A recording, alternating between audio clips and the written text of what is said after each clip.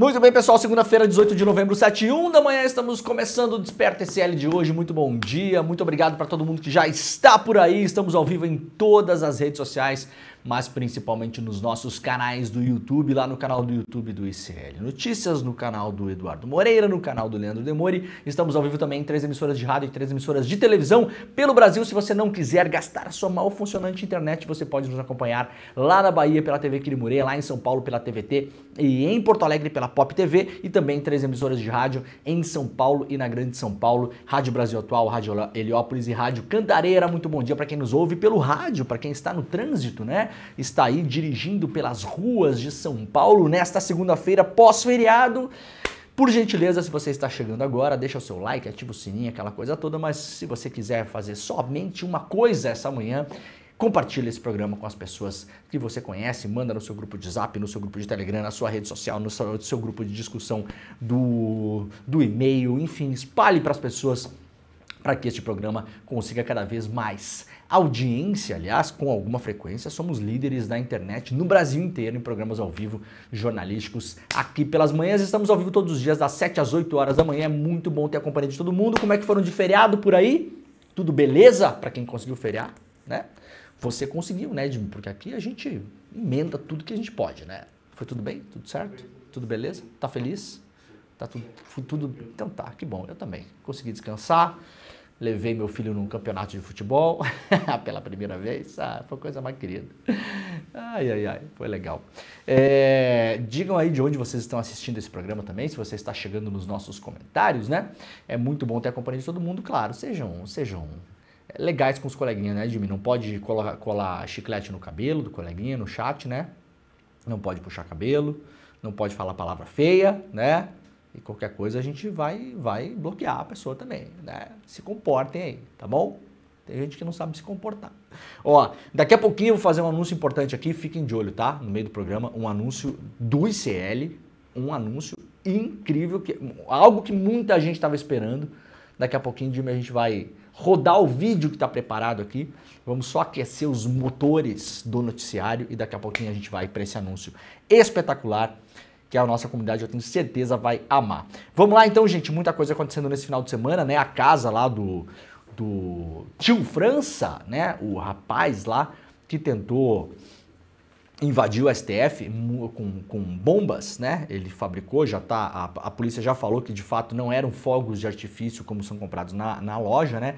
Ele manipulou esses explosivos para construir de fato algumas bombas, tentou invadir o STF, a casa dele foi incendiada ontem.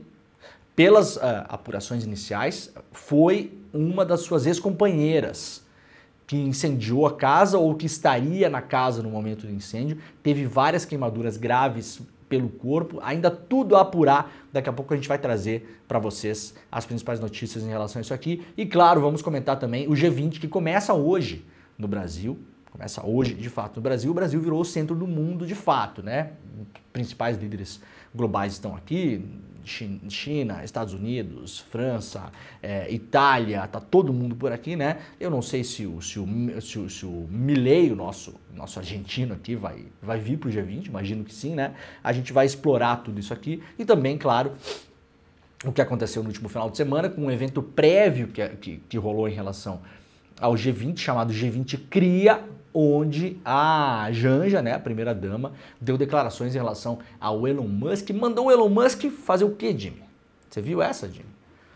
A gente vai ter que falar porque é uma questão jornalística. Mandou o Elon Musk se fuder, tá? Olha, não é palavrão, não pode falar aqui, mas aqui isso é uma questão jornalística, né? Foi o que ela falou. Só que falou em inglês, né? Em inglês pro Elon Musk entender. Fuck you, Elon Musk. Daqui a pouco a gente vai falar sobre isso aqui também. E a repercussão disso, né? Vamos lá então, vamos lá para o iclnoticias.com.br. Manifestações pelo país pediram o fim da escala 6x1 de trabalho. Manifestantes apoiam o projeto de emenda à Constituição que pauta a redução da jornada apresentada pela deputada Érica Hilton do PSOL de São Paulo lá na Câmara dos Deputados em Brasília. Ao menos 7 capitais do país tiveram atos pelo fim da escala 6x1 no sábado, feriado da Proclamação da República. O feriado, na verdade, foi na sexta, né? Dia 15. Vereador eleito do Rio de Janeiro, Rick Azevedo, criador do movimento Vida Além do Trabalho, que defende a pauta, diz que essas são as manifestações oficiais do movimento e que outras cidades estão em processo de mobilização. Teve nessas capitais, que foram, digamos assim, as manifestações oficiais, né? Mas teve em várias cidades do interior, pelo Brasil afora. Eu vi aí pelas redes sociais várias pessoas se auto-organizando como deve ser, né? É importante, claro, a gente manter uma unidade, assim. Eu acho muito ruim quando, por exemplo, manifestações são marcadas no mesmo dia em horários diferentes na mesma cidade. Parece burrice, né? Porque você vai dividir a massa.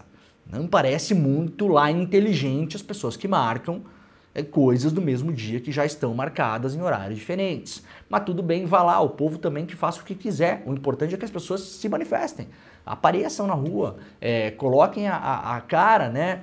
Mostrem lá o seu interesse na rua e nas redes sociais. Vejam, essa manifestação é importante, talvez a mais importante em termos de mudança real, talvez, né?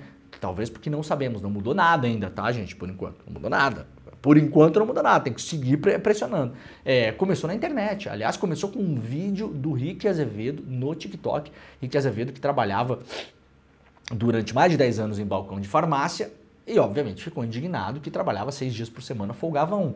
E aquela coisa, quem já trabalhou em escala 6x1, eu já trabalhei em escala 6x1 durante muitos anos, mas muito mesmo. Já perdi Natal, Ano Novo, Carnaval, aniversário, ixi, assim, ó, incontáveis. Incontáveis. Assim, isso é uma coisa que eu não quero mais para minha vida, nunca mais ter que trabalhar nesse ritmo, porque redação de jornalismo é isso aí mesmo, tá? É da natureza do negócio também, tá, gente? Muita gente assustada, como é que vai ser e vai mudar e todo mundo agora, não se sabe, gente, vai ser discutido ainda, cada situação é uma situação, cada ramo da economia é um ramo da economia, ninguém vai fechar o hospital, gente, no sábado de noite, tá bom? Não vai fechar a UTI no domingo de madrugada. Vai ter gente trabalhando lá, vai ter que se discutir agora.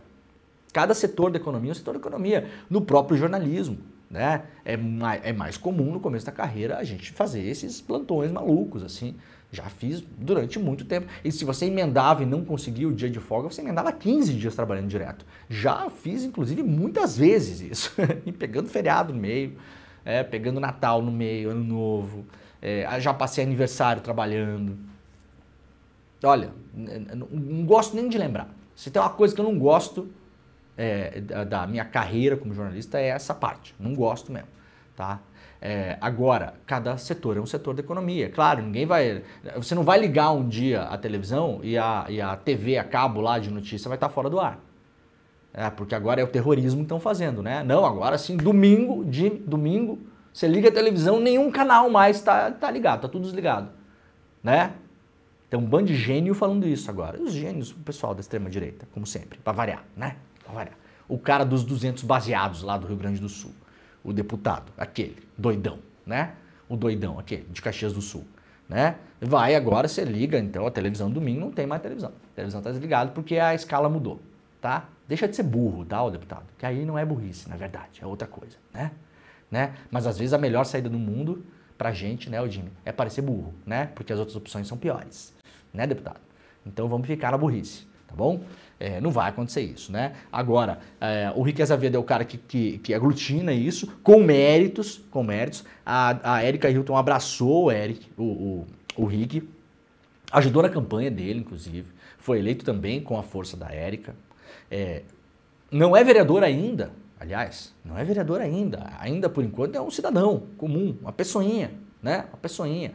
E conseguiu levantar esse debate. Muita gente na rede social aí criticando o Rick Azevedo. Porque ele não sei o quê, porque agora é personalista, porque só critica o PT, porque não sei o quê. Gente, vamos combinar que vocês não fizeram nada na vida, tá? A maioria que tá enchendo o saco do cara. Deixa o cara é um cara novo, tá chegando na política agora, já foi colocado no olho do furacão, não é fácil, da noite pro dia, maluco tá lá em tudo que é TV e jornal e deputado discutindo o projeto dele e presidente da república, isso e aquilo, mobilização, não é fácil. O cara foi jogado no liquidificador, que é rede social, imprensa, holofote, não é mole. Não é mole. Tem outras pessoas que vocês podem criticar. Arthur Lira, sabe? Sei lá, eu o quê? Brasil Paralelo, sei lá, né? Muda o foco, gente. Deixa a pessoa em paz, né? Não é perfeito, ninguém vai acertar tudo, não é assim que a coisa funciona. Aí personalismo, não sei o que, mas personalismo é o cara que tá levantando essa bandeira. Poxa vida, né? Ai, só fala dele, deixa o cara. O importante é que o negócio ande, entendeu? Que a gente consiga levar a discussão, conseguiu a assinatura lá na Câmara. Esse negócio pode entrar agora na roda lá da Câmara, girar e vai pra CCJ, discute, debate e tal. Vocês preferem o quê? Que a gente fica debatendo mamadeira de piroca? É isso? Banheiro unissex. O Nicolas Ferreira de peruca loira? Poxa, é a primeira vez no ano que um projeto legislativo com força popular, que o famoso fura bolha, porque isso aí fala com o povo de tudo que é matiz, de tudo que é ideologia, de tudo que é cabeça, que está sendo liderado, uma coisa importante para o trabalhador. Ai, mas o Rick, assim, essa camisa não gostei que usou. Ai, mas fala muito dele. Ah, mas não sei o que, mas deixa a pessoa em paz, cara. Vamos se irritar já segunda-feira de manhã, Odin. Entendeu? O cara tá lá se mexendo, tá fazendo um trabalhador, cara, um cidadão, uma pessoa, a chamada pessoa comum, entendeu? O cara não tem assessor para entender como que ele tem que se portar. Veja bem, vamos acionar aqui, Rick, o nosso assessor para crises na internet, porque você falou muito de você hoje. Então amanhã a gente vamos fazer uma quali, uma pesquisa para calibrar o discurso. Para de encher o saco do cara, bicho.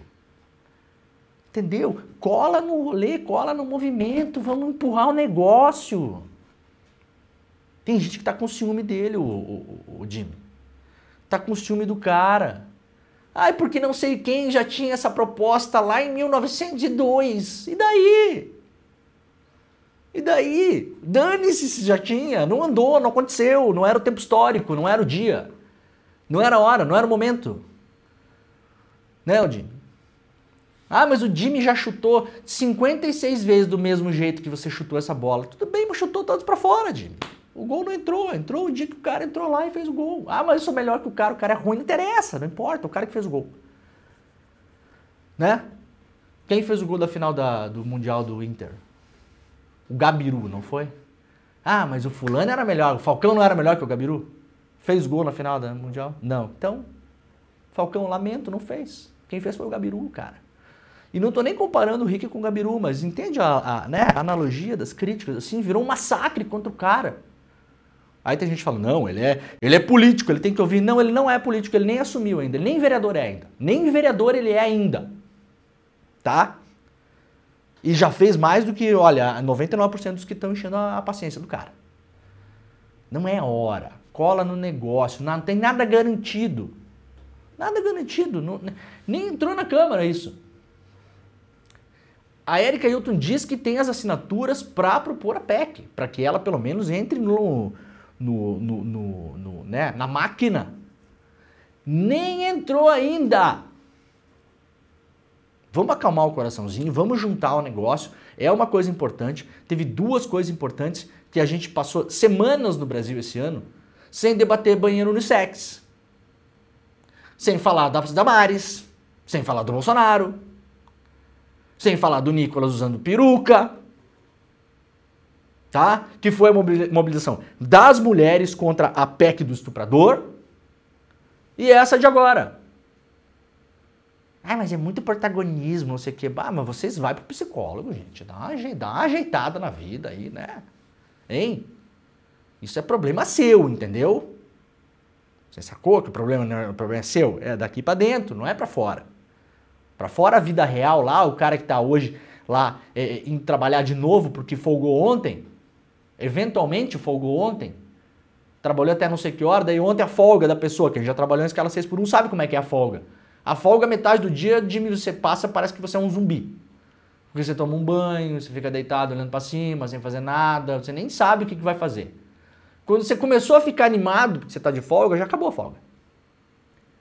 E a folga vem naquele dia que você já tem a pressão no dia seguinte de trabalhar, então não dá nem pra aloprar. Né, Jimmy? Não dá nem pra aloprar. Porque no outro dia já tem que trabalhar.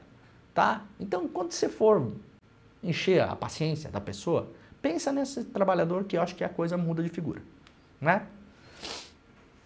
É muito protagonismo, mas o cara é o protagonista do movimento, ué. Tá aí ele, ó. Tá aí ele. E aqui, ó, nem conheço o Rick Azevedo, nunca falei com ele, entendeu? Nada. Assim, eu não tenho relação com a pessoa. Mas política é assim, gente. Pessoas surgem, levantam bandeiras, crescem, entendeu? Muitas vezes explodem, isso acontece. E aí? A gente só quer que exploda lá o Fernando Holliday, o Gustavo Gayer, entendeu? A cubana lá da Jovem Pan, que se elegeu vereador agora. Vê se tem alguém lá da direita falando, é muito protagonismo essa cubana da Jovem Pan, vamos dar uma cuidada. Tá? Vocês param de ser chato também. Eu não tô falando para vocês que estão assistindo o programa, que eu sei que vocês são pessoas que estão com a cabeça no lugar, mas o que tem gente enchendo o saco do cara, o meu receio é que o cara seja tão bombardeado, eu sei como funciona. Por que eu tô falando isso? Não é implicância, não. Eu sei como funciona esse bombardeio. Tá? E ele é, no mínimo, desestimulante, tá? Mas, quando é do tamanho que está acontecendo com o Rick, ele é violento. Ele não é só desestimulante. É violento, a pessoa é acusada de coisas que não fez, colocam palavras na boca da pessoa, coisa que a pessoa nunca falou, acusam a pessoa de não ter falado de não sei quem, sendo que a pessoa já falou 1 milhão de vezes, mas a pessoa não teve nenhum saco para procurar antes de criticar. Entendeu? Fazem toda a análise do perfil da pessoa, que acontece também, né? Nunca viu, não sabe nem quem é, só sabe, conhece pela internet, já classifica. Ah, esse aqui é playboy. Não sabe nada. Esse playboy. Não sabe o histórico da pessoa, de onde veio, se teve que ralar na vida ou não. Né? A galerinha que é assim, né? Esse fulano aqui esse aqui folgado. Esse aqui tá se achando. Isso aí massacra a pessoa, na moral, né? Na moral, é a hora de ajudar a fortalecer o cara, tá? É a hora.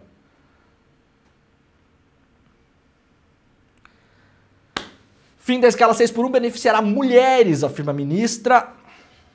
A ministra das Mulheres, Cida Gonçalves, defendeu que o fim da escala de trabalho 6x1, na qual se trabalha 6 dias por semana e se folga em 1, irá beneficiar ainda mais as mulheres brasileiras. Para as mulheres vai ser um benefício, significa ter mais tempo para se cuidar, se preparar ou mesmo para cuidar do que quiser, disse a ministra. Claro, porque as mulheres, vocês sabem, trabalham muito mais do que o homem, porque não só trabalham em trabalhos formais, mas trabalham em casa, né? Cuidando dos filhos, cuidando da casa, assumem muito mais o protagonismo desses trabalhos, né? Brasileiros acham que a economia pode ser devastada por eventos climáticos. A opinião é de 91% da população. Isso aqui é muito curioso, né? Uma pesquisa do Instituto Clima Info mostrou que 9 entre cada 10 brasileiros acreditam que os impactos sobre a economia brasileira serão devastadores se os eventos climáticos piorarem.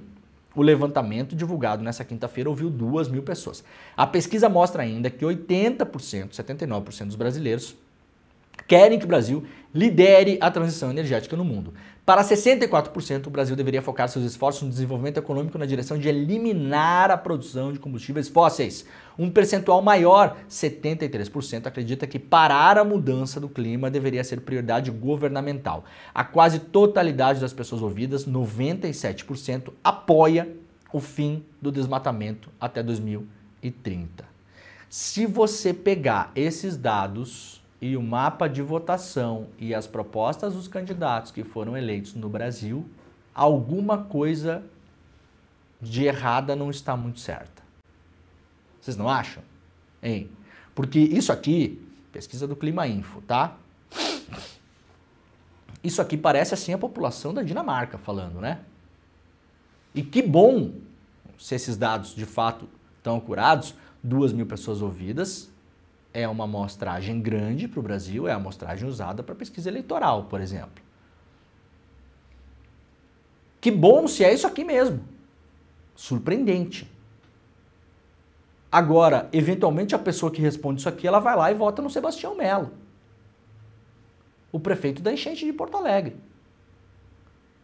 A pessoa que responde isso aqui vota em vários candidatos que querem acabar com o Código Florestal, que querem permitir mineração em qualquer lugar, que querem desregular todas esses setores da economia que contribuem para que a vida se torne justamente o oposto desses desejos.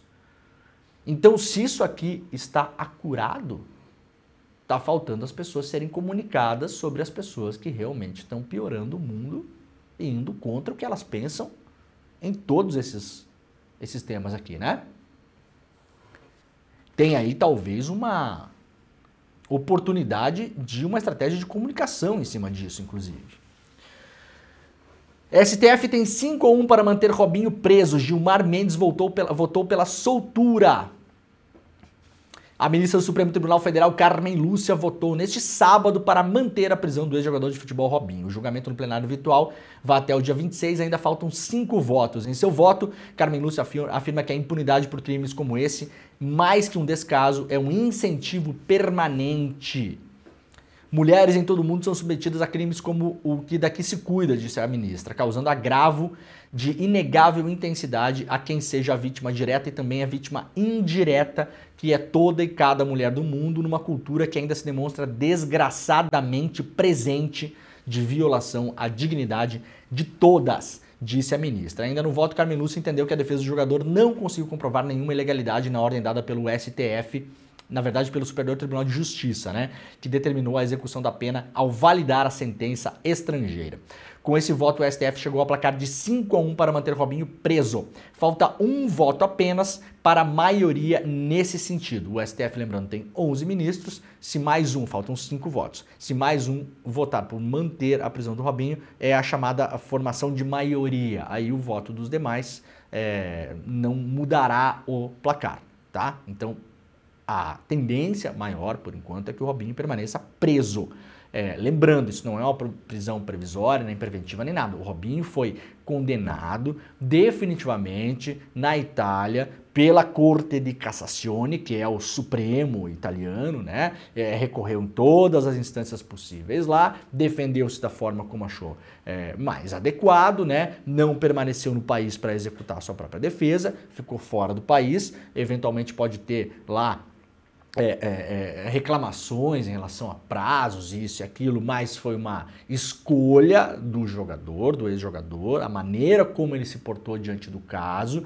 Os áudios revelados, aliás, pela jornalista brasileira Janaína César, que vive na Itália, publicados em um podcast no UOL, mostram que o Robinho teve vários dos seus lugares grampeados, inclusive o seu carro, durante as investigações.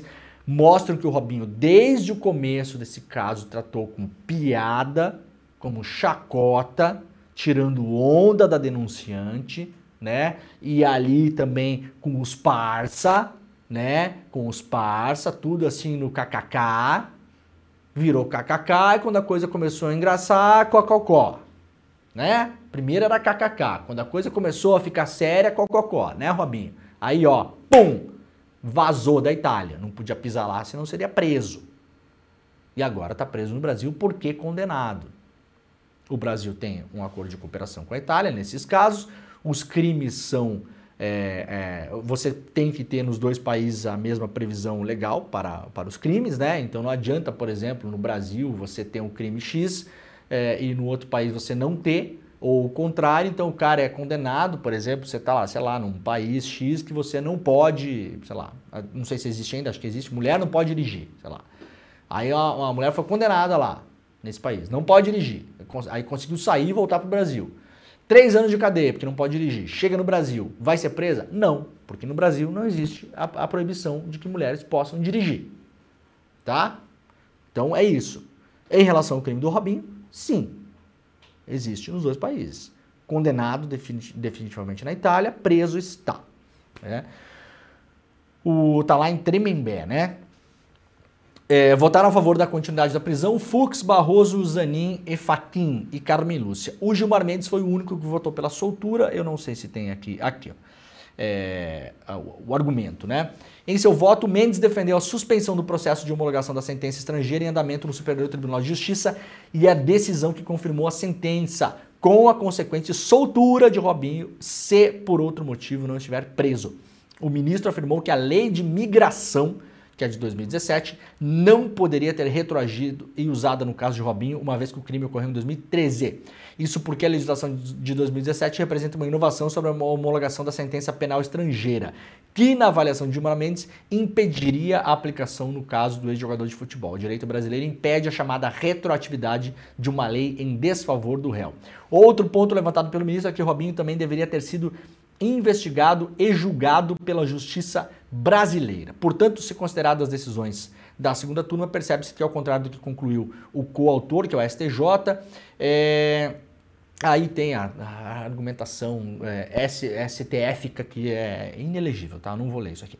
Para Gilmar Mendes, o STJ também não deveria ter determinado a prisão imediata, porque a defesa do ex-jogador ainda pode recorrer ao próprio STJ do entendimento que mandou cumprir a pena e ainda ao Supremo, tá? Essa é a argumentação do Gilmar Mendes. Não tem argumentação técnica de todos os ministros aqui, mas imagino que os outros 5 devam ter motivos suficientes para votar, para divergirem do Gilmar Mendes. Portanto, o Robinho, com quase toda certeza, continua preso. PF investigará incêndio na casa de autor de atentado em Brasília. A Polícia Federal vai investigar o incêndio que aconteceu neste domingo na casa do Francisco Vanderlei Luiz, o autor do atentado em Brasília, que morreu na última quarta-feira ao detonar explosivos na Praça dos Três Poderes. Às 6h57 da manhã, a equipe do Corpo de Bombeiros Militar de Santa Catarina foi acionada para atendimento da ocorrência em Rio do Sul, onde residia Francisco, também conhecido aí como Tio França, né? O local foi isolado e os bombeiros realizaram uma perícia para apontar as causas. O laudo deverá ser divulgado em alguns dias, com prazo máximo de 30.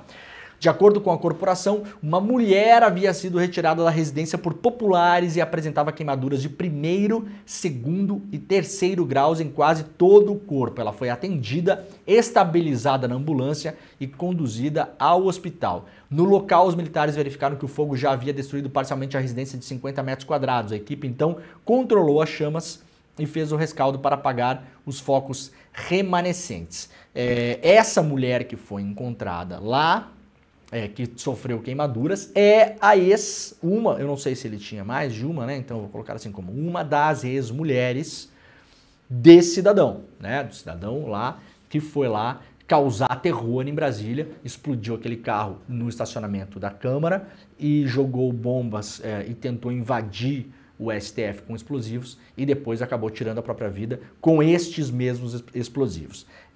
Ainda não se sabe exatamente o que aconteceu, se foi um acidente ou não. Ontem estava andando pela imprensa já uma versão não oficial, mas que teria sido reportada pelos policiais no local e por pessoas que acompanharam o caso antes da chegada da polícia, que foi um incêndio criminoso provocado justamente por essa ex-mulher, né? Testemunhas contam detalhes sobre o incêndio na casa do autor do atentado no DF. Na manhã de domingo, por volta das 6h50, portanto, o fogo consumiu parcialmente a casa, né? No local havia ferramentas de um estabelecimento comercial do Tio França, que estava trabalhando como chaveiro.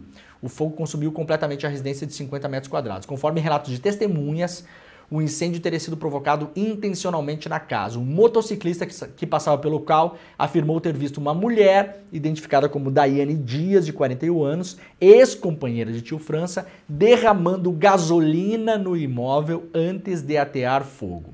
Disse ele: eu vi quando ela chutou a porta da casa e derramou gasolina. Depois ela colocou fogo, tudo explodiu e as chamas atingiram ela mesma. Se a dinâmica foi de fato essa, não dá para saber de fato se ela tinha a intenção também de tirar a própria vida ou se foi um acidente ela ter se ferido. Caso essa dinâmica seja comprovada, lembrando, isso é uma testemunha que passava pelo local, a gente tem que ter muito cuidado com isso, porque a pessoa vê de fora, a pessoa já fala, vejam, né? Vi ela jogando gasolina. Você não tem como saber se é gasolina se você está olhando de longe, né? Pode ser qualquer material inflamável que não gasolina.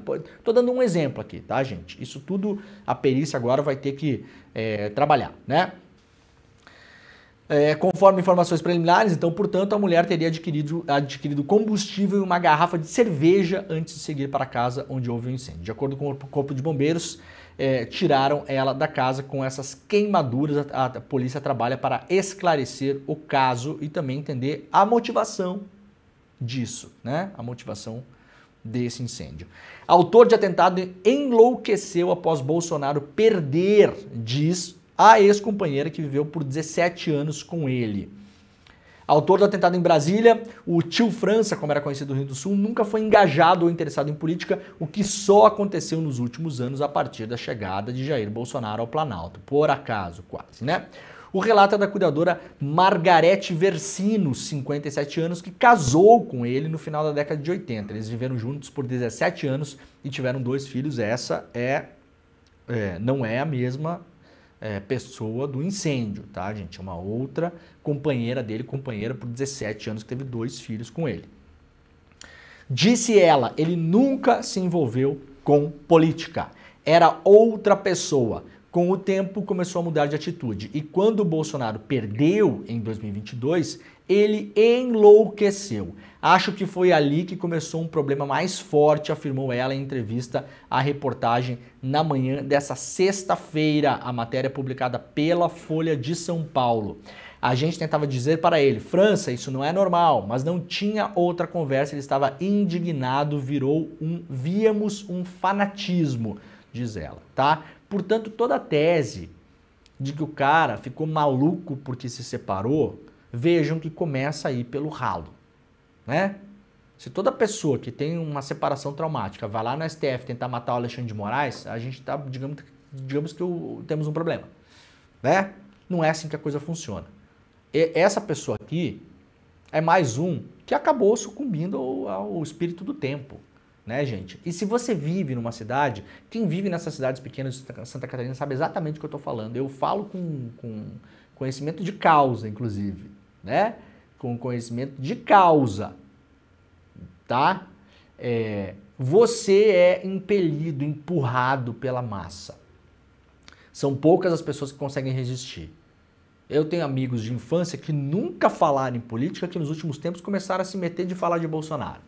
Por quê? Porque moram em cidade pequena, onde há um aparente consenso, onde 100% das pessoas estão dentro daquela bolha, daquela loucura, a pessoa tem medo de não ser mais convidada para o churrasco, de ninguém mais chamar para jogar um futebol, de não aparecer mais no comércio para comprar coisa, tá? Então as pessoas são empurradas para esse negócio. É uma máquina de moer. Em várias cidades, inclusive na eleição, rolou as tais das listas dos comunistas, né? Basta você não usar a bandeirinha e não ficar fazendo sinalzinho de levantar a mãozinha, que vocês sabem do que eu tô falando, né? Na frente de quartel que vira comunista, né? Não é assim que foi? Tem inquérito aberto em relação a isso. Aliás, a polícia aí das cidades aí vai resolver o inquérito, não vai? Esses inquéritos das listas aí? Se a pessoa não batia continência e falava Heil Hitler o dia inteiro, já era considerado comunista. Era assim que funcionava. Então você pressiona, de repente esse tio França aqui é outro dessa galera que vai sendo empurrado, velho. Entendeu? Porque o seu vizinho tá doidão, o cara que vai todo dia ali comprar no seu comércio tá doidão, todos os clientes tá enfiado nesse negócio, na igreja só se fala nisso, no churrasco da terça-feira só fala nisso, no futebol só fala nisso, na bodega só fala isso, no clube só fala isso, no domingo só fala isso. E aí a pessoa, ainda mais se não é uma pessoa assim dita politizada, a pessoa vai sendo empurrada. Não vai contra, não tem força de ir contra a maré. Começa a fazer um monte de cálculo na cabeça. Cara, se eu falar um A, eu tô fora. Eu sou eliminado. Eu viro desconvidado. As pessoas não aparecem mais para fazer chave lá no meu chaveiro. Tá? Eu não tô dizendo que é esse o caso, mas parece. Pela experiência que a gente tem nesses anos aí de fanatismo, de maluquice, parece esse o caso. Parece o caso dele e de milhões de pessoas, inclusive várias que foram lá no Rio de Janeiro. Tá? E não estou dizendo que a pessoa, mesmo nesse caso, ela tem que ser anistiada de todos os crimes que eventualmente cometer. Não, inclusive, ignorância não é fator para você não ser punido por crimes que eventualmente você cometer. Eu já falei várias vezes sobre isso aqui. Ah, eu não sabia que não podia beber e dirigir. Problema seu. Né? Não sabia. Ou a pessoa influenciada. Todos os meus amigos bebem e dirigem. Eu achei que eu tinha que fazer isso também, senão eles não me convidavam para mais nada. Ah, problema seu. Não pode. Tá bom? Não pode. Vai ter punição. Fazer o quê? Agora, há que se entender também esses mecanismos. Que é uma parcela grande da população. Não é pequena não, gente. Não é pequena. Parece ser o caso desse cara, né? Segue o depoimento dela para a Folha de São Paulo quando a filha dos dois, que eles tiveram duas filhas, né, quando uma delas esteve no Brasil, em julho, ou seja, aparentemente mora fora do país, passamos o dia juntos, disse ela. Ele expressava bastante indignação com pessoas presas em função do 8 de janeiro. Falava demais. A gente comentou com ele que tinha que mudar. Até falamos de Jesus para ele. Minha filha é missionária. Mas, enfim, ele só falava de política. Margarete diz que não sabe se França participou dos atos golpistas em 2023 e afirmou que a sua mudança para Brasília foi interpretada como uma tentativa de fugir dos problemas em Rio do Sul, onde enfrentaria uma separação tumultuada com a segunda companheira, Adaiane Dias.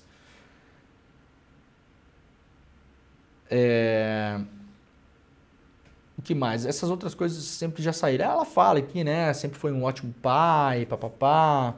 A filha missionária tem 37 anos e está morando na Tailândia. Outro filho, 34 anos, é engenheiro mecânico e mora ainda em Santa Catarina. A França também tem um enteado, né? A gente nunca deixou de ser amigo depois da separação. Ficamos alguns anos distantes no início, mas depois a gente se tornou amigos pelos filhos. Ele sempre frequentou minha casa, eu nunca saí da família do França. Vou todos os dias na casa da minha sogra, que é uma mãe para mim, estamos todos em choque, relatou Margarete. Segundo ela, a mãe de França tem 89 anos, precisou ser levada ao médico 2 vezes desde o episódio. É um choque para os filhos terem que aceitar isso, um fim tão trágico para o pai deles e uma coisa que ele escolheu. A gente acabou se culpando por não ter visto que ele estava tão doente. A gente nunca esperava isso dele. Se você for em Rio do Sul inteiro, você vai ouvir falar bem dele. É o que todo mundo tem colhido de depoimentos, né? Era uma pessoa normal, entre aspas, que enlouqueceu na seita. Na seita. No verde amarelismo, como chama a Marilena Chauí, que aparece com frequência na nossa história. Isso não é novo. Isso não é novo. A Marilena Chauí muito bem aponta isso em vários momentos históricos. Esse verde amarelismo surge, né, como elemento de unificação nacional em cima da mitologia de que o Brasil é a nova Jerusalém, que era relatada na Bíblia pelo profeta, lá se não me engano, o profeta Isaías, né? Quando os navegadores chegam aqui, eles encontram aquela terra que era a terra relatada na Bíblia. Tinham certeza que estavam pisando na Nova Jerusalém, esse país onde corriam rios de leite, as pedras preciosas afloravam e onde se plantando tudo dá, que é a carta do Pero Vaz de Caminha, né? Lembram? Aqui se plantando tudo dá, é a carta que ele manda lá para a coroa, né? Então tinha essa noção, então isso aqui é praticamente um destino manifesto, uma terra idílica, né? Comandada pelas forças da natureza, de uma primavera perene, onde a aspereza do clima não se faz presente, né? E aí esse verde amarelismo é forjado em cima desse misticismo bíblico messiânico. E sempre que necessário, as classes dominantes, a elite política, o pessoal da grana manipula essa historinha para boi dormir, tirada do livrinho mágico para manipular as massas. Dentro desse contexto, esse cara, ele entrou no brete, né? A gente não pode esquecer disso, né? É uma coisa muito mais bem arquitetada, pensada e antiga do que a gente pode supor. Bom, vejam o 15 de novembro, a maneira como as pessoas no geral comemoram, entre aspas, nas redes sociais. Brasileiro não sabe nada da história do país, gente. É impressionante como a gente é um povo ignorante em relação à própria história. 15 de novembro, proclamação da República, parece bonito. Vamos comemorar a liberdade. Faça 2 perguntas para a pessoa não vai saber nem te responder se está dia ou se está noite em relação ao 15 de novembro. Não sabemos nada, nada. E essa ignorância que é manipulada para o 15 de novembro, para o 7 de setembro, para o dia da bandeira, para não sei o quê, manipulada para as pessoas agirem tribalmente, né, como a tribinho do verde e amarelo, né, da historinha que nunca existiu, do livrinho mágico, da bobajada, da liberdade, do hino nacional, do não sei o quê. Tio França é um cara que exemplifica isso, né? Autor de explosões em Brasília planejava eliminar ministros do STF desde 2022. Também disse a ex-companheira, afirmou que ele viajou a Brasília para observar a movimentação dos ministros. Ela já tinha falado que ele falava em matar o Alexandre de Moraes, né? Isso aí também saiu. O Fantástico ontem mostrou imagens inéditas com novos detalhes do atentado em Brasília e mostra um ângulo interessante. Não vai dar para mostrar a reportagem inteira aqui porque tem direitos autorais, né? Mas as imagens do STF não têm direitos autorais, são nossas, da população brasileira, é a gente que paga essa conta, tá? Então essas imagens não são do Fantástico, então eu vou mostrar aqui, tá bom? Elas foram vazadas pro Fantástico, porque aí ABC, né? Aí sabe-se lá. Mas essa câmera aqui, quem paga sou eu, é você, é todo mundo. Então essa imagem não é do Fantástico, tá? Olha aqui, ó. Nessa imagem, que não tinha sido mostrada ainda, ele aparece aqui, ó, e joga uma bomba perto das pessoas que estão saindo do STF, olha só. Olha, ele vem por aqui, ó. Dá pra ver aí, né, Jimmy? Ó, ele vem por aqui, ó. Tem uma galera saindo, porque tá rolando sessão lá dentro, né? Ele tá aqui, ó. Ele passa, joga uma bomba, explode, olha aqui, ó. E aí as pessoas saem correndo, ó. Então essas novas imagens mostram, inclusive, o que um dos seguranças falou sobre o dia que ele tentou entrar no STF. Ele tentou entrar nessa sessão, né? Que estava rolando lá com a presença dos ministros, pra gente lembrar isso, né? O Mauro Cid vai prestar novo depoimento à Polícia Federal amanhã, no caso, terça-feira. Além do caso referente às vacinas, ele cooperou com a investigação sobre a tentativa de golpe de Estado. Tem várias coisas que podem rolar aqui, porque foram descobertos novos dados nos celulares, inclusive do Mauro Cid, que tinham sido apagados, foram recuperados com o auxílio de um software que foi usado pela Polícia Federal. E a delação do Mauro Cid pode estar aí na corda bamba, né? Eu não sei exatamente como está esse caso, mas pode estar aí na corda bamba. Aliás, esse atentado aí do tio França pode ser incluído no inquérito do 8 de janeiro, se houver correlação entre uma coisa e outra, a ver como é essa decisão. Esse é um grande temor aí das pessoas que estão querendo anistia, né? A extrema-direita, guiada aí nessa parte pelo Bolsonaro, quer usar esse aspecto, esse atentado do tio França, justamente para forçar a anistia. Até porque a ex-esposa fala que o tio França estava indignado porque tinha gente presa do 8 de janeiro. Então o Bolsonaro e essa parte da extrema-direita quer dizer que, olha só, enquanto tiver essa gente presa injustamente e tal, não sei o quê, isso aí vai continuar acontecendo. Então vamos soltar essa galera que despressuriza o país e para de acontecer. Lembrando duas coisas importantes. A maioria já está solta, gente. Se eu não me engano, foram 1.400 presos, tem 200 condenados, tá? Então já rolou meio que uma anistia, tá bom, galera? A imensa maioria já está solta, não está presa. Dos que foram processados, 400 e tantos aceitaram acordo, confessaram os crimes e aí foi solto, foi para casa, foi lá capinar um cemitério, servir comida em alguma instituição para fazer trabalho comunitário, ou pagou multa, máximo R$5.000, muita gente pagou quase nada aí. E se você não tem dinheiro, nem paga essa multa. Então a maioria já está anistiada, gente. A maioria do 8 de janeiro já está anistiada. Tem 200 e poucos presos, de 1.400 que foram detidos no dia.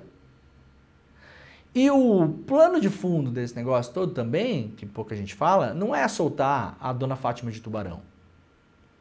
É evitar que financiadores da grana, que ainda não caíram na rede, sejam condenados. Que a gente está de olho no movimento de vocês, né?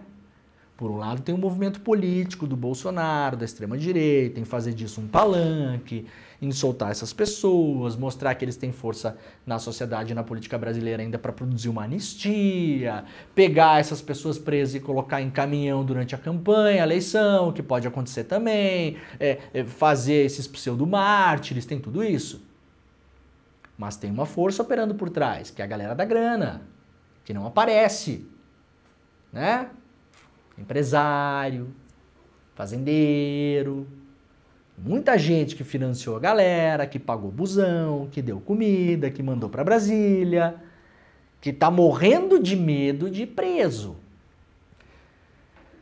ou de perder o réu primário, ou de ter que pagar uma multa grande.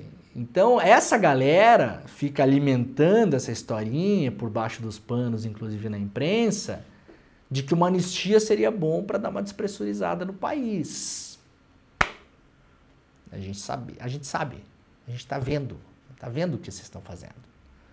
Tá bom? Não é só a mãe de vocês que fez filho esperto. Né, Jimmy? Não é só a mãe deles que fez filho esperto.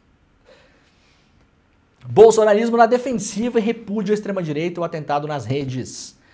O atentado contra o STF foi o principal tema entre os dias 13 na semana passada, né? Dia do atentado, mas não o único.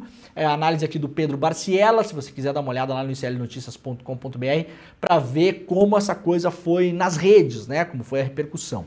O ataque com bombas representou 30% das publicações nas redes no dia 13, com informações iniciais, investigação sobre o autor e suposta afinidade com a extrema-direita. Todavia, o tema dividia a atenção, ironicamente, com uma pressão bolsonarista para soltar os presos do 8 de janeiro. É aquilo que eu acabei de falar aqui, né? A ideia é usar isso para mostrar, olha só, enquanto tiver pessoas presas lá, vai ter atentado. Aí eu vou dizer o seguinte, aprova a anistia, solta. Sabe o que vai acontecer? Vai continuar a ter atentado. Porque nada que se faça, nada que seja cedido nesse momento, vai mudar o fator de que a gente vai ter, daqui a 2 anos, 1 ano e meio, na verdade, uma eleição para a presidência da República, onde nós teremos o Donald Trump no poder nos Estados Unidos, o Elon Musk enfiado no governo, o Elon Musk vai voltar a usar o Twitter como máquina de guerra política como ele já o fez, vão pressionar o STF, o Bolsonaro vai possivelmente colocar o nome dele na urna mesmo estando inelegível, vai esperar ter o registro da candidatura cassado, se não se afinar com o Tarcísio, vai tentar empurrar um dos filhos, muito possivelmente o Flávio, para ser candidato a presidente da República, ou seja, não vai mudar a bagunça, vai voltar a falar em fraude na urna, como falou nessa eleição, vai ser tudo a mesma coisa, gente. Tá bom? Não tem, isso não é remédio. Isso não é remédio.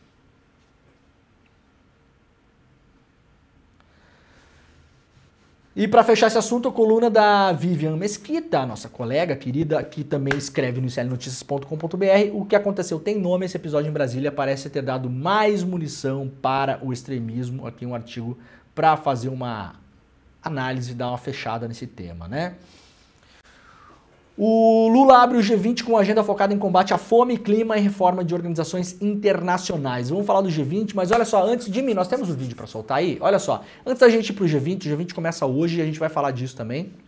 Vai falar sobre a primeira-dama, Janja, mandando o Elon Musk em inglês. E isso aqui a gente tem que falar porque é uma questão jornalística, né? Se fuder, foi o que a Janja falou. Fuck you, Elon Musk, né? Eu adoro falar Elon Musk. É que nem quando Justin Bieber vinha pro Brasil e a Sabrina Sato entrevistava ele e ela fala Justin e ele fala Justin. Tá? Eu não vou falar o nome certo, Elon Musk. Para mim é Elon Musk. Elon Musk, eu vou começar a falar. Inclusive, falar errado de propósito. Mandou o Elon Musk se fuder, a Janja, num evento prévio ao G20. A gente já vai falar sobre isso, mas antes que eu esqueça e que não dê tempo, que dia vai ser, Jimmy? Dia 28, né? 28. Olha só, dia 28, finalmente, isso aqui foi um pedido da comunidade do ICL, a gente escutou isso aqui várias vezes, tanto no chat, como as pessoas que fazem o curso, no evento que a gente fez esse ano, as pessoas que me puxam às vezes de um lado para o outro, que encontra para lá e para cá, sempre fala isso, a galera que faz os cursos do ICL, que são mais de 300 cursos, sempre pediu, então agora vai sair, a gente vai lançar uma pós-graduação mesmo em parceria com a mais antiga escola de filosofia e política do Brasil, o nosso ICL Pós vai ser lançado no dia 28, às 8 horas da noite. Uma primeira pós sobre o quê? Sobre o Brasil, para a gente inclusive fazer o embate aí de narrativas, principalmente da plataforma Paralela, lá, que nos últimos anos focou muito em revisionismo histórico da história do Brasil, Então a família imperial era maravilhosa, não teve ditadura em 64, aquela bobajada toda. A Maria da Penha, ela é algoz e o marido é vítima, eu não estou inventando aqui, tudo isso aqui é coisa lá da plataforma paralela, tá? Para fazer uma revisão da história do Brasil e infelizmente eu conheço gente que consome aquela porcaria lá e tá com a cabeça, o cérebro virou gelatina. Tá no caminho do tio França, de cérebro gelatinoso. Espero que não cometa bobagem, né? Espero. Pessoas próximas, inclusive, lamentavelmente. Mas a pessoa também, quando não quer ser salva, a gente também não fica puxando a mão, né? Todo mundo é adulto, faz o que quiser. Essa nossa pós aqui é para entrar de cabeça nisso também aqui, pra gente tomar pela mão o que é o verdadeiro Brasil. O lançamento no dia 28, às 8 horas da noite. O link para inscrição é importante, despertacl.com.br, porque quem tiver o lançamento com a gente, que vai ser de graça, ao vivo, online, exclusivo, de graça, com o Edu e com o GCE, lá no dia 28, às 8 horas da noite, nesse link, despertacl.com.br, a gente vai falar tudo sobre como vai ser a pós, os professores, a programação de estudos, as cadeiras que vão ter, o foco que a gente vai dar nessa pós também. Pós, obviamente, com oficial, certificado do MEC, uma pós-graduação real, pós-graduação de gente grande da educação. A primeira do ICL, nosso primeiro lançamento. E aí vai poder também entrar nessa pós com a gente com condições especiais no dia 28, tá?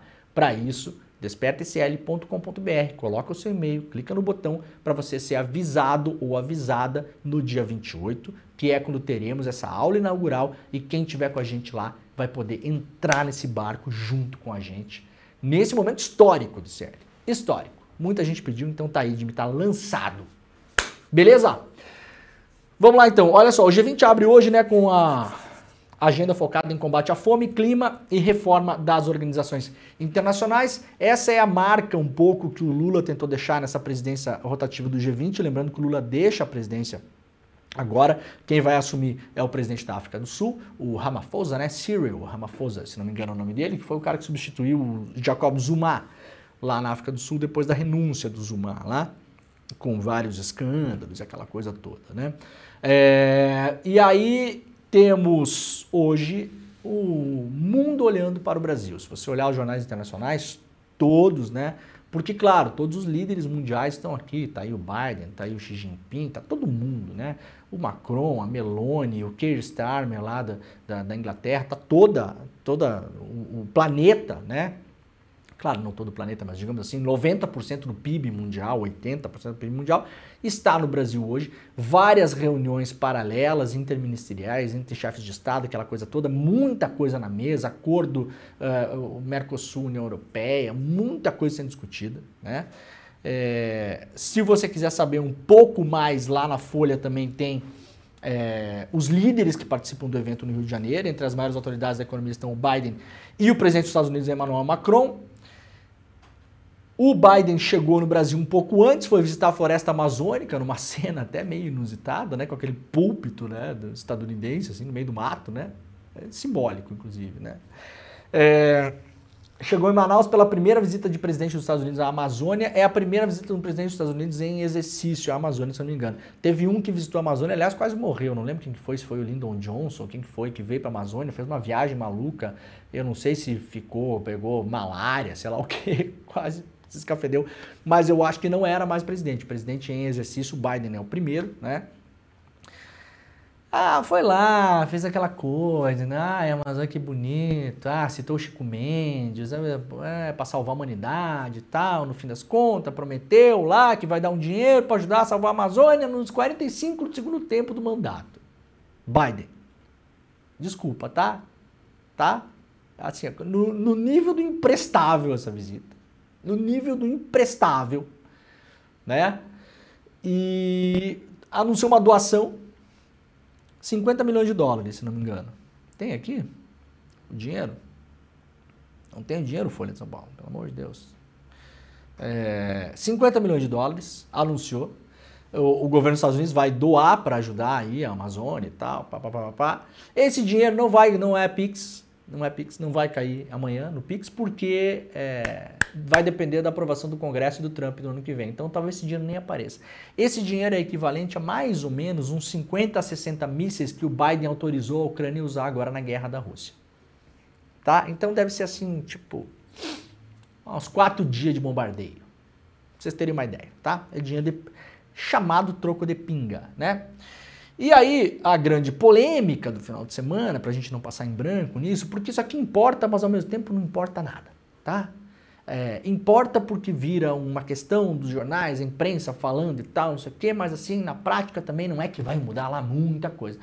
A primeira-dama, a Janja, no evento, um evento prévio que foi feito no G20, com várias discussões importantes, várias mesas lá, sobre liberdade de expressão, ataques de ódio, clima, tá? Um monte de coisa, um pré-evento, digamos assim, chamado G20 Cria, né? Importante o Brasil fazer isso. Importante, aproveitou, né, esse momento que muita gente do mundo total estava olhando aqui e organizou esse evento. Achei uma ideia espetacular mesmo. Se não tivesse feito, estaria criticando aqui, pô, não aproveitou o momento, não fez nada, né? Então, muito bom. Mas a Janja falou um fuck you Elon Musk no momento lá, estava falando sobre liberdade de expressão e tal, não sei o quê, né? Parece que deu um barulho na sala, ela olhou, falou, que barulho que é esse? O pessoal das redes sociais, aqui estava se falando no momento em regulação e regulamentação das redes sociais, pauta necessária, discussão evidentemente necessária, discussão ótima, mas soltou eu não tenho medo de você, Elon Musk, fuck you Elon Musk. Não pegou bem, como não deveria deixar de ser, de todo modo, a imprensa repercutiu e tal, a China já falou lá, já soltou lá um comunicado lá para o Brasil que não vai tolerar esse tipo de surpresa nos encontros entre a China e o Brasil durante o G20, né? Inclusive bloqueando o acesso de algumas pessoas em algumas reuniões, inclusive o da Janja, isso foi reportado pela imprensa ontem, tá? E não a China obviamente não tem nada de pessoal com a primeira-dama. Agora, não vai tolerar esse tipo de gafe. Isso aqui é uma gafe diplomática internacional. Não é bom. Não foi legal, tá? Quem pode mandar o Elon Musk se fuder de mim? Eu, por exemplo, né? Elon Musk, vai se fuder. Eu posso falar. Você pode falar também de mim se você quiser, né? A primeira-dama num evento, no contexto do G20, não pode, não é legal, não pega bem. Não é bom, tem que saber onde está, se colocar, saber que qualquer vírgula vai ter repercussão. Tá? Mas o Elon Musk é um babaca. Mas é um babaca, é um cretino, é um criminoso, é um imbecil, é um golpista. E tem mais é que se fuder mesmo. Eu posso falar isso. A primeira-dama num evento pago, inclusive com dinheiro público, não pode. Tem que se cuidar, tem que se ligar. Tá? Não pegou bem, não é bom. Muitas críticas feitas em relação à Janja têm sim uma tinta fortemente machista. Porque se ela fala, a coisa sempre parece muito pior, tá? Agora não é o caso aqui, claro que vai ter gente usando isso aqui com uma leitura machista, é óbvio que pesa muito mais. Agora não é o caso também da gente achar que tudo então está permitido. Se há um componente de machismo em relação a ela, que existe, que é forte e que é presente nas críticas a ela. Diga-se, mas nesse caso aqui não é bom. Não é bom falar isso, tá? E o Elon Musk respondeu, né? Falou, inclusive, eles vão perder as próximas eleições. Respondeu a Janja, veja, eles vão perder as próximas eleições. Já está antecipando que vai se meter na eleição no Brasil. O que não é novidade para ninguém. Mas usou, óbvio, a bola da frase infeliz que foi deixada quicando na área para chutar para dentro do gol. Óbvio que o Elon Musk é tudo menos burro, né? E vai usar esses momentos. Para ele é ótimo, né? Acabou ressuscitando o fantasma do Elon Musk no Brasil. Não temos que xingar ninguém. Quem falou isso não fui eu, foi o Lula, né? Falou o Lula. Em pronunciamento, o Lula, no sábado, ele disse, sem citar a esposa, claro, que não é necessário ofender ou xingar ninguém na campanha Aliança Global contra a Fome. Mais cedo, durante a participação no G20, a Janja, então, soltou essa frase. O Lula falou o seguinte, para fechar o programa de hoje, eu queria dizer para vocês que essa é uma campanha que a gente não tem que ofender ninguém. Nós não temos que xingar ninguém. Nós precisamos apenas indignar a sociedade. Indignar as pessoas que conquistaram o direito de comer, que a gente tem que fazer junto, trazer essas pessoas junto da gente. Então, correto, Lula, né? Deu uma resposta aí importante porque foi pressionado também né, por várias pressões políticas a se manifestar, se concordava com aquilo ou não, se aquilo foi uma estratégia, se aquilo não foi. Então o Lula falou, não, calma lá, botou um pano quente, né? Deixa as pessoas xingarem o Elon Musk. Deixa eu aqui, Janja, eu vou mandar o Elon Musk se fuder, tá? Tá bom? Mas não cabe à primeira-dama, num evento oficial, pago com dinheiro público, falar o que falou. Beleza? É isso. Voltaremos amanhã. Agora está começando o ICL Notícias. Primeira edição, daqui a pouquinho eu tô lá também com os colegas para comentar as notícias do dia. Muito obrigado, um beijo, tchau. O ICL vai lançar uma pós-graduação com os melhores professores e professoras do país, por um valor quase que simbólico e cheio de vantagens para quem já é membro do ICL? Fato ou fake? Pois é, difícil de acreditar, mas é fato. E é mais do que isso ainda. Em parceria com a FESP, uma das maiores escolas do país, onde estudaram Darcy Ribeiro, Sérgio Buarque de Holanda, Florestan Fernandes. É isso mesmo, pós, reconhecida pelo MEC. É o próximo passo da revolução do ICL. Para você participar do lançamento, sabendo quais são essas pós, quais são os professores e professoras e as condições para você se inscrever e já no começo do ano que vem começar a cursar essa pós-graduação, e dia 28 de novembro, uma quinta-feira às 8 horas da noite, a gente vai estar junto para saber dessas novidades. Participe do novo passo da revolução.